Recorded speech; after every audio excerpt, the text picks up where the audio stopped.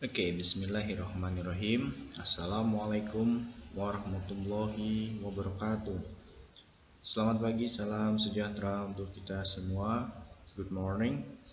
Today we will meet using asynchronous learning model.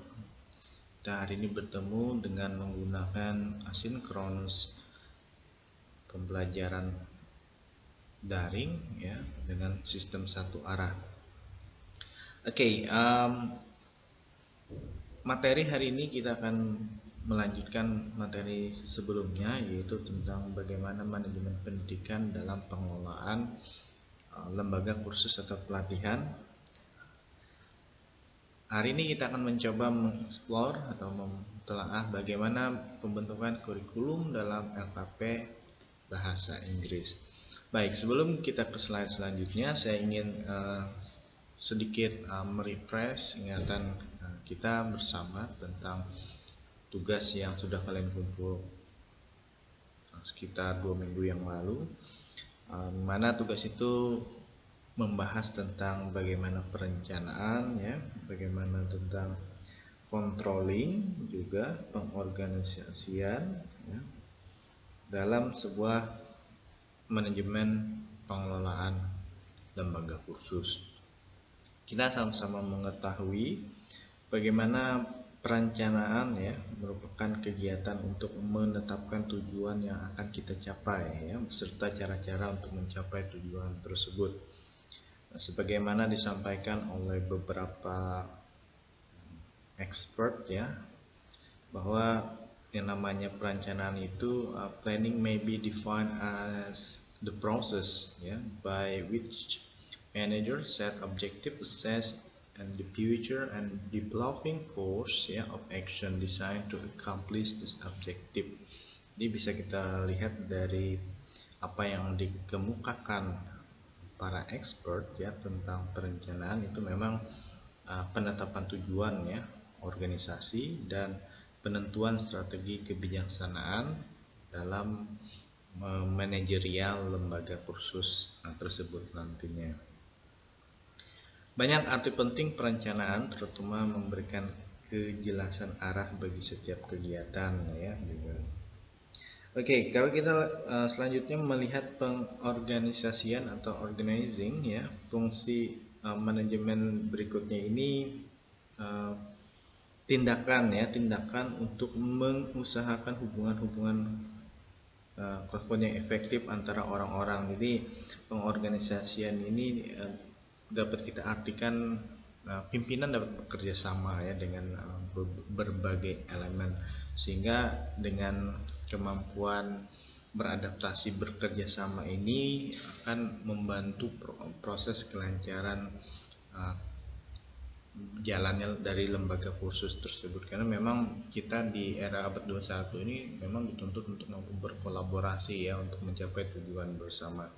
Jadi tidak ada lagi sekarang istilah bekerja sendiri, sangat sulit sekali untuk mencapai tujuan kesuksesan, karena sekarang memang kita dituntut untuk mampu berkolaborasi bersama. Dan selanjutnya pengawasan controlling. Ini salah satu fungsi manajemen yang tidak kalah pentingnya dalam satu lembaga organisasi atau institusi pendidikan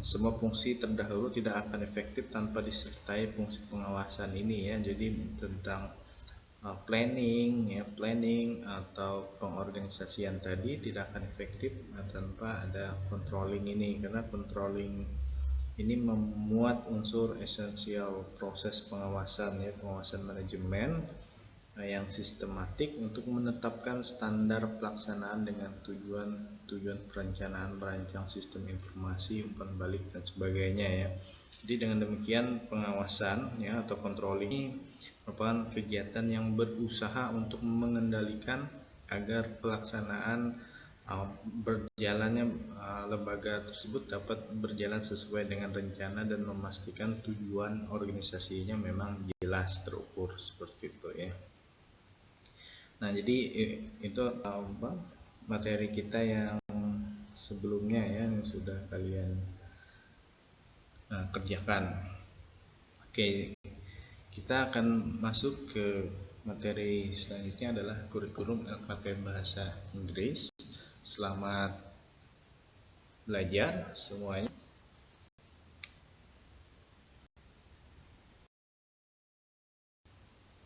Baik, apa itu kurikulum? Di era saya, ya, banyak sekali telaah tentang the definition of curriculum. Ya. Jadi banyak sekali pakar yang mengemukakan apa itu kurikulum. Bahkan banyak sekali yang mengartikan bahwa apa saja yang bisa membantu kelancaran proses pembelajaran di sekolah ya, maupun di kelas itu dinamakan kurikulum. Jadi dulu banyak sekali para pakar yang mengemukakan bahwa chairs, kursi-kursi juga masuk dalam kurikulum, papan tulis juga masuk kurikulum. Jadi telaah dulu yang namanya kurikulum itu adalah hal-hal yang membantu proses kelancaran pembelajaran di sekolah atau di kelas, itu adalah kurikulum. Nah, sekarang kita akan melihat secara perspektif di dunia lembaga kursus dan pelatihan bagaimana kurikulum. Nah, kurikulum di kacamata pandang LKP itu merupakan sebuah program ya, program. Jadi ketika you mendirikan sebuah lembaga kursus dan you merumuskan sebuah program ya, program keterampilan yang you tawarkan kepada halayak, kepada masyarakat, maka itu disebut kurikulum di kacamata pandang LKP. Nah, sehingga program atau kurikulum ini tadi ya nanti akan berisi rancangan pelajaran yang akan you berikan kepada your student. Maka inilah rancangan inilah yang disebut dengan silabus ya. Inilah yang akan disebut dengan silabus.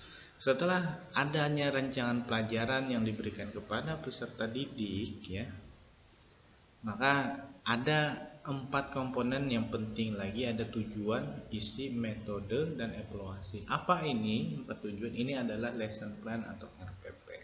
Sehingga bisa kita tarik dari atas turun ke bawah. Kurikulum ya adalah program.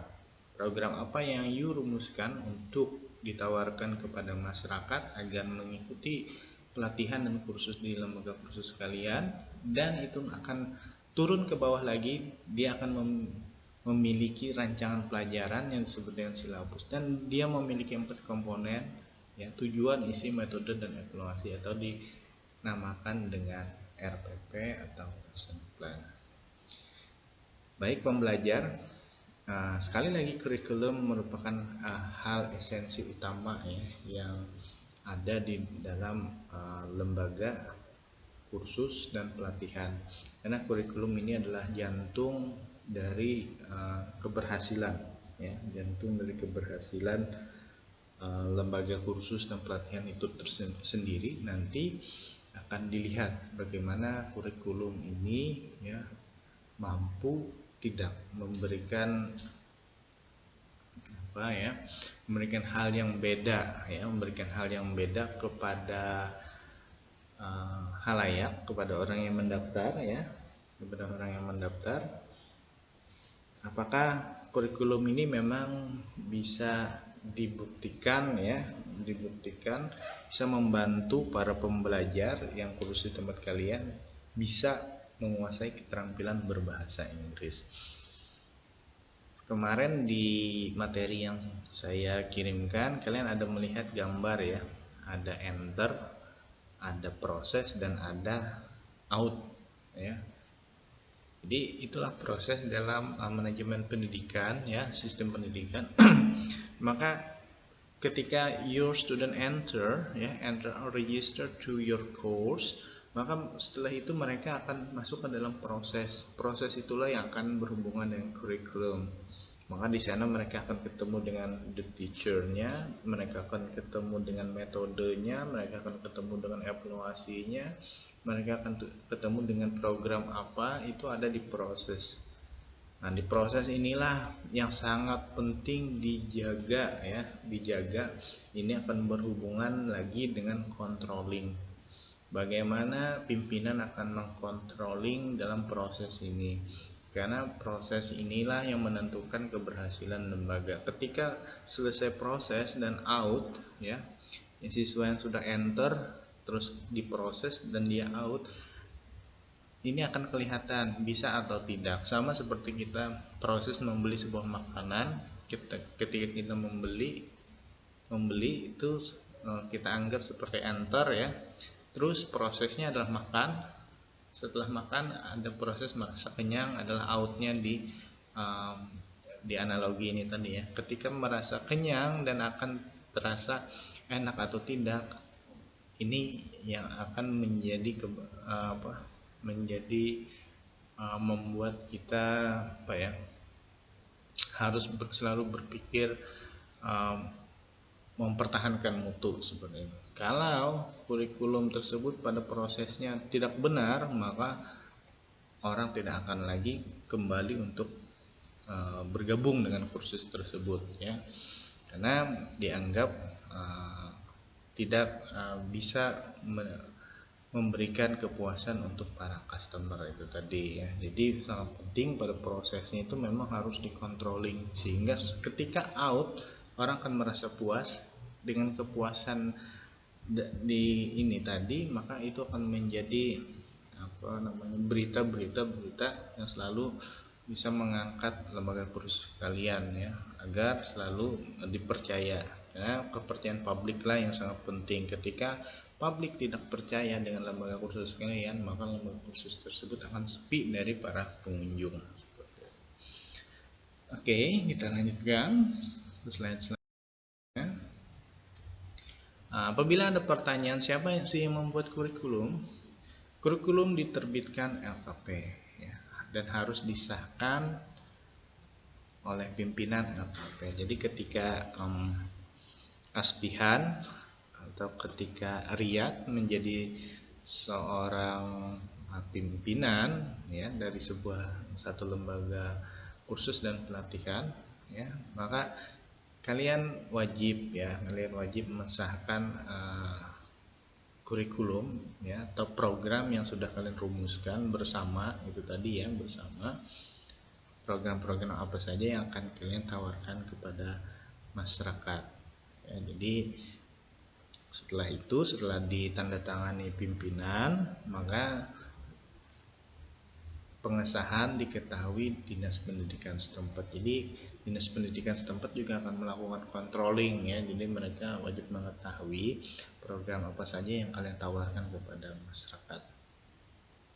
Dan dalam penyusunan kurikulum ya juga diharapkan melibatkan unsur asosiasi profesi, pemerintah dan akademisi. Oke, kita akan melihat asosiasi profesi. Di dalam ranah lembaga kursus dan pelatihan memiliki asosiasi profesi ya. Asosiasi profesi ini ada di Pulau Jawa ya, untuk yang perwakilan utamanya ada di asosiasi profesi, ada di Pulau Jawa. Kita sebagai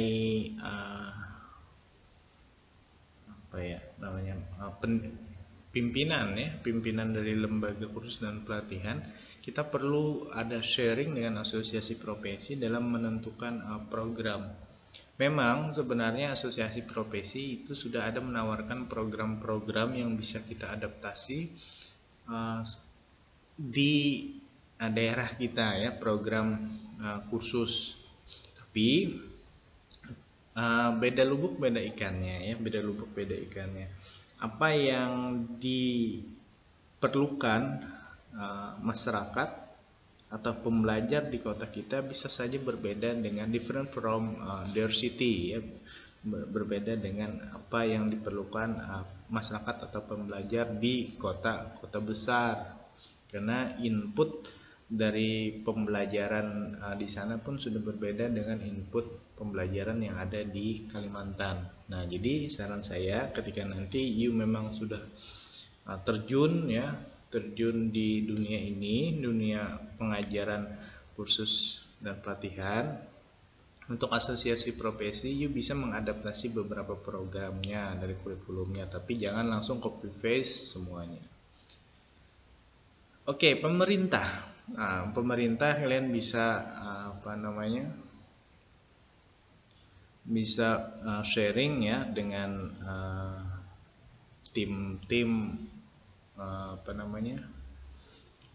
asesor ya, tim-tim asesor lembaga kursus. Kalian bisa sharing atau diskusi tentang kurikulum atau program yang seperti apa yang memang suitable ya, yang cocok dengan keadaan sekarang, sehingga ketika you menawarkan program tersebut, memang program itu memang dirasa memang diperlukan masyarakat atau pembelajar, sehingga mereka memang mendaftar itu memang mereka perlu dengan keahlian tersebut.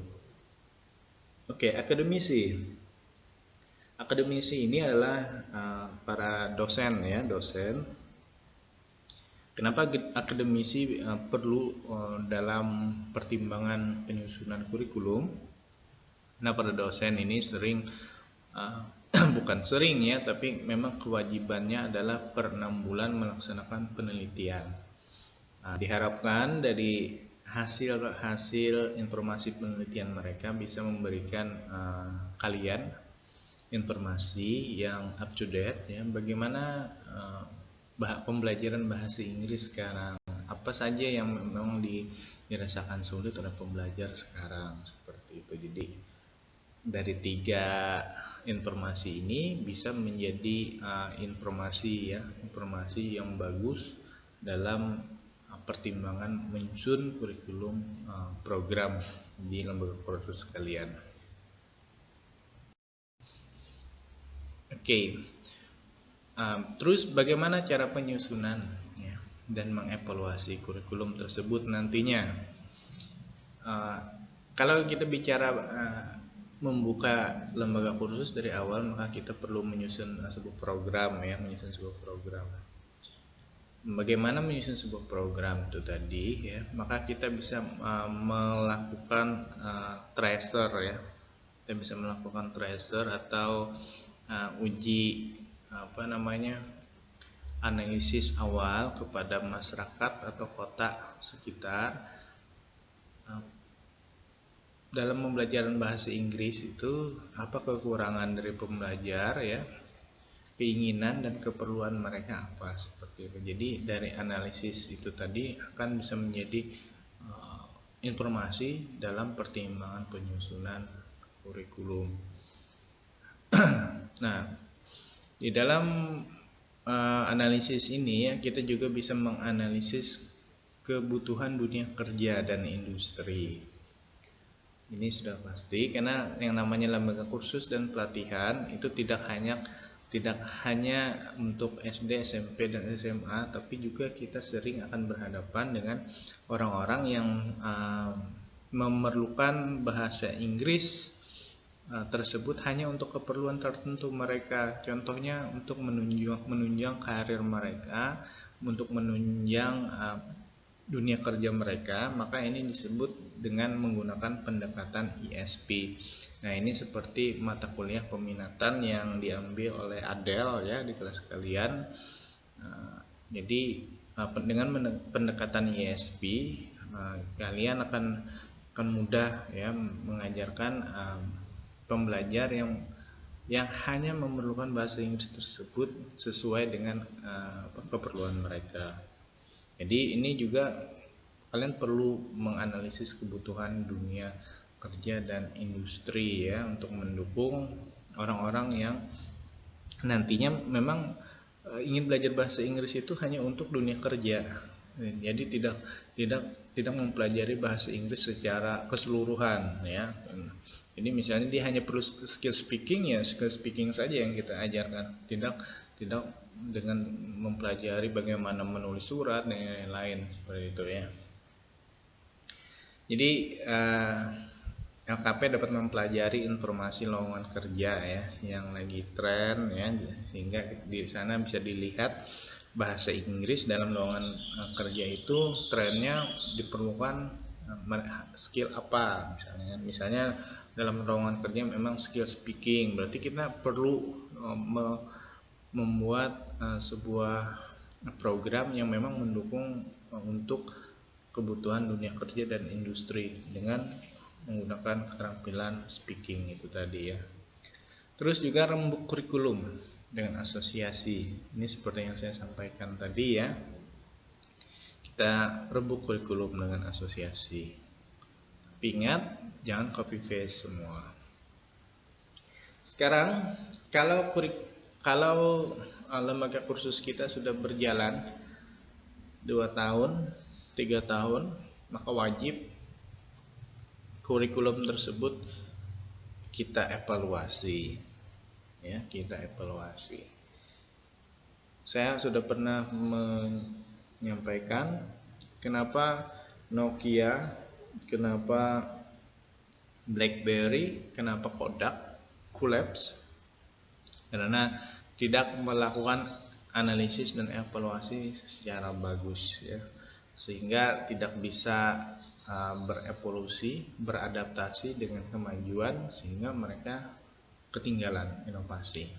Sama seperti lembaga kursus ya, kalian perlu ada analisis ya untuk mengevaluasi apakah kurikulum yang sudah berjalan selama 3 tahun ini memang sudah mampu mencapai tercapaiannya ya dari tujuan program atau kurikulum tersebut. Kita takutnya kita 3 tahun berjalan ternyata kurikulum tersebut tidak selaras lagi dengan sosial dan budaya ya, sosial dan budaya dan kemajuan teknologi ya, dan juga program tersebut sudah tidak sesuai lagi dengan kebutuhan pasar itu tadi. Itu yang kita takutkan. Maka kita perlu menganalisis dan mengevaluasi kurikulum tersebut ya. Jadi caranya ya, kita bisa menganalisis kelulusan peserta didik. Jadi kita dapat melakukan analisis terhadap lulusan ya, dan kita bisa menanyakan ya kepada mereka tentang kompetensi ya, kompetensi dari lembaga kita seperti apa, untuk mengetahui materi yang dikuasai atau tidak dikuasai ya sebagai bahan pertimbangan. Jadi kita bisa menanyakan kepada mereka sejauh mana ya kepuasan mereka terhadap kurikulum tersebut, sehingga bisa menjadi penetapan atau pertimbangan apakah kurikulum ini akan ada perubahan atau tetap seperti itu saja ya. Terus dengar pendapat dengan pendidik dan tenaga kependidikan. Ya ini pasti ya. Jadi kita perlu ada dengar pendapat dengan para tenaga pengajar. Pasti tenaga pengajar ya, mereka adalah garda depan dari penyambung lidah program ini tadi. Mereka sangat mengerti dan sangat paham apa kelebihan kekurangan kurikulum. Jadi kalian sebagai pimpinan ya mampu berkolaborasi itu tadi, organizing dengan para pengajar kalian, maka wajib mendengar apa saran dari tenaga pendidik. Jadi masukan-masukan itu kembali menjadi bahan pertimbangan evaluasi. Oke, selanjutnya masukan peserta didik atau alumni ya. Nah ini juga perlu. Jadi kita sebagai pimpinan lembaga LKP ya perlu mendengar masukan dari peserta didik yang sedang menjalani proses itu tadi ya, dan juga alumni. Kalau sekarang kan kita sering melihat alumni hanya terdengar memberikan bantuan ya, bantuan barang atau ini kepada institusi pendidikan. Sebenarnya yang paling diharapkan dari alumni itu adalah masukan ya, masukan kepada institusi tersebut seperti apa, kritik dari mereka yang bagus seperti apa ya, untuk mendukung kemajuan dari sekolah, lembaga atau lembaga pendidikan itu sendiri, seperti itu. Jadi inilah cara penyusunan ya, dan mengevaluasi kurikulum ya. Ingat sekali lagi, kurikulum bisa dievaluasi ya kalau sudah berjalan 1 tahun sampai 3 tahun ya. Jadi kan kita lihat apakah kurikulum yang sudah kita susun ya, program yang sudah kita susun ini masih bisa sesuai dengan apa dari keperluan pasar ya. Seperti itu. Oke, kita lanjutkan. Oke, maka dengan kita sudah mentelaah siapa yang menyusun kurikulum adalah pimpinan, diketahui ya oleh dinas pendidikan setempat. Terus ya, kita akan mengevaluasi kurikulum tersebut kalau sudah berjalan 1 sampai 3 tahun. Nah, unsur kurikulum ya ada 8. Ada jenis program. Jenis program ini terserah nanti sesuai dengan keputusan hasil rembuk kalian bersama pimpinan dengan sekretaris dan bendahara ya, atau dengan tenaga pengajar. Program apa yang akan kalian tawarkan? Ingat sekali lagi, program ini sesuaikan dengan keperluan pasar. Itu yang sangat bagus sekali. Misalnya di wilayah Belitung, Banjarmasin, ternyata pembelajar ya di wilayah Banjarmasin misalnya Banjarmasin Selatan memang memerlukan pelatihan TOEFL ya, karena memang anak-anak atau pembelajar atau dari hasil survei kalian memang banyak yang ingin belajar bagaimana trik sukses dalam tes TOEFL. So kalian membuat program TOEFL TOEFL preparation ya, to get success, misalnya seperti itu nama programnya.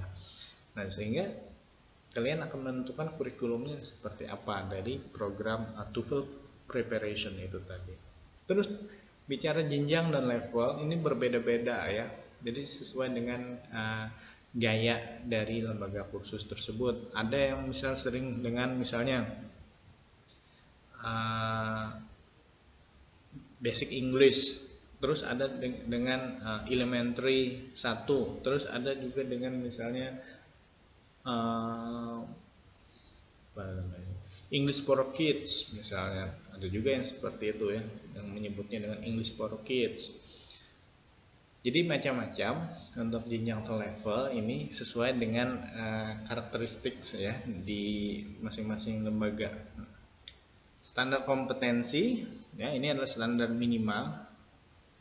minimal yang dikuasai dari jenis program tadi. Terus ada kompetensi dasar, ini adalah standar minimal untuk mendukung standar kompetensi. Nah, terus ada sumber atau referensi. Usahakan sumber dan referensi ini nanti ya memang up to date. Jangan menggunakan referensi yang sudah tua ya, bahkan referensi tersebut sudah lebih tua dari umur pengajarnya misalnya. Jadi sangat lucu sekali seperti itu. Jadi harus menggunakan referensi yang baru. Terus materi pembelajaran atau modul. Nah, ini nanti setelah program kurikulum selesai maka akan masuk ke bagaimana cara penyusunan materi pembelajaran modul. Bobot jam pembelajaran, total bobot, total jam pembelajaran, seperti itu. Oke, ini adalah sebaran kurikulum pada tiap program. Ini hanya contoh ya, ini contoh di kurikulum my course di lembaga kursus saya. Jadi saya menggunakan English for Kids 1 ya, English for Kids 2. Jadi seperti itu. Terus saya ada menawarkan Survival English 1, Survival English 2. Seperti.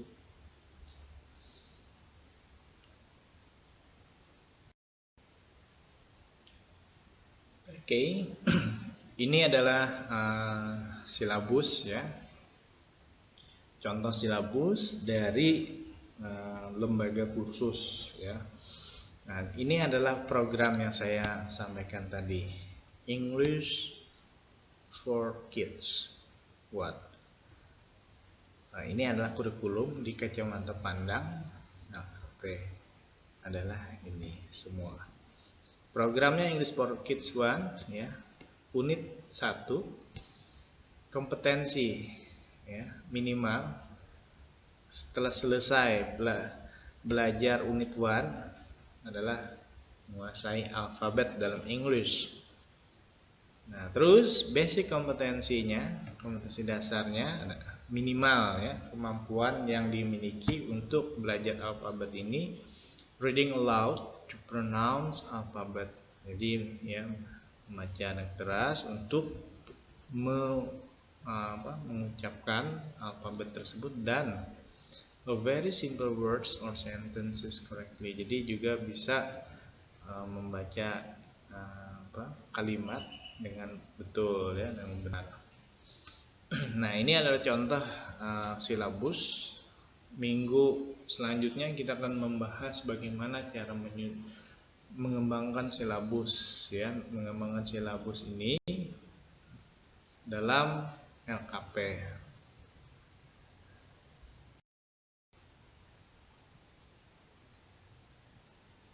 Oke, ini kalender pendidikan LKP ya. Jadi kita sebagai pimpinan juga perlu ya menerbitkan kalender pendidikan LKP.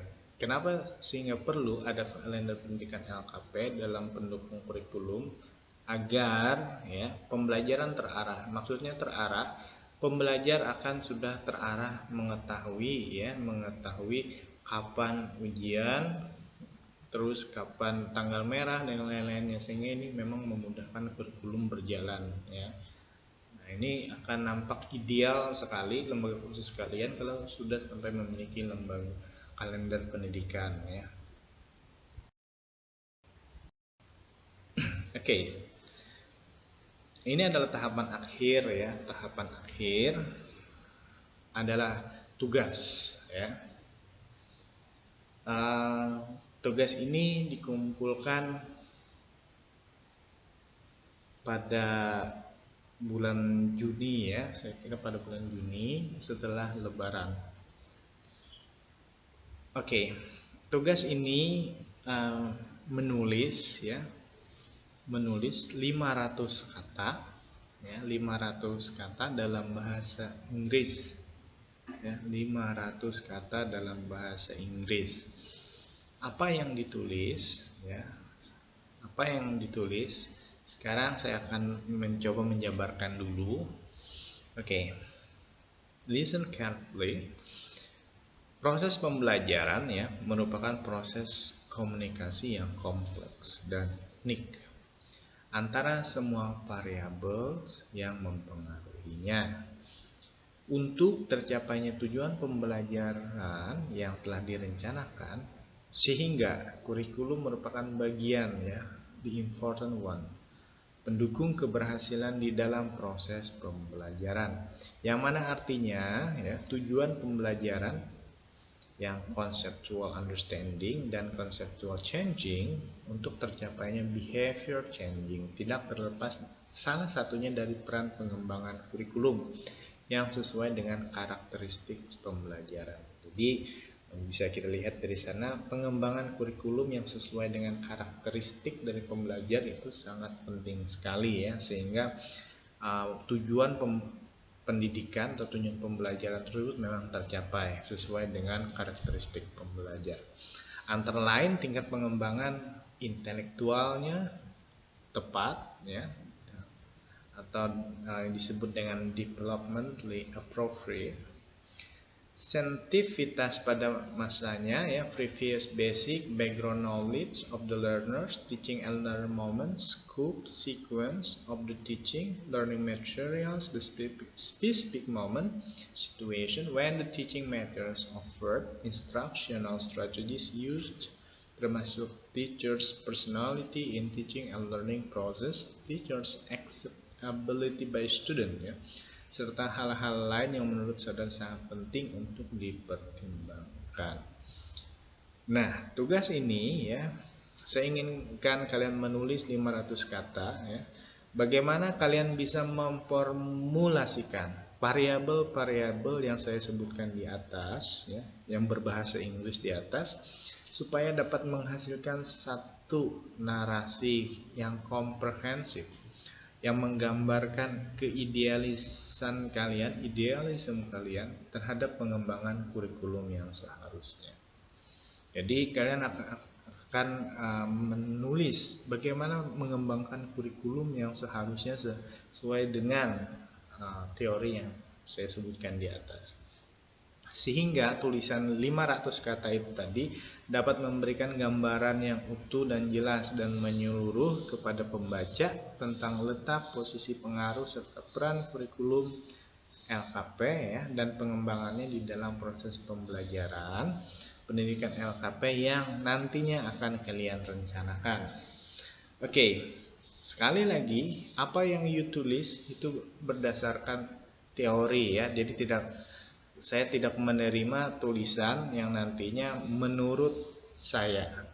Jadi saya tidak menerima tulisan nanti yang misalnya in my opinion, tapi harus sesuai dengan pendapat para ahli ya. Jadi bisa saja in my opinion tapi didukung dengan pendapat ahli. Tapi kalau in my opinion berdiri sendiri, saya tidak menerima tulisan seperti itu. Oke. Sekali lagi ya, selamat belajar, selamat mengerjakan tugas, selamat berpuasa juga. Mohon maaf lahir dan batin ya, apabila ada kesalahan, kehilafan. Saya selaku pengajar mata kuliah ini ya. Oh ya, untuk mata kuliah peminatan ya, nanti juga akan saya kirimkan videonya untuk adult dan mata kuliah teaching young learners ya. Masih saya susun video pembelajarannya sehingga kalian bisa di rumah ya, kapanpun belajar ya, mendengarkan penjelasan dari saya. Oke, see you. Salah hilap mohon maaf ya. Bye. Wassalamualaikum warahmatullahi wabarakatuh.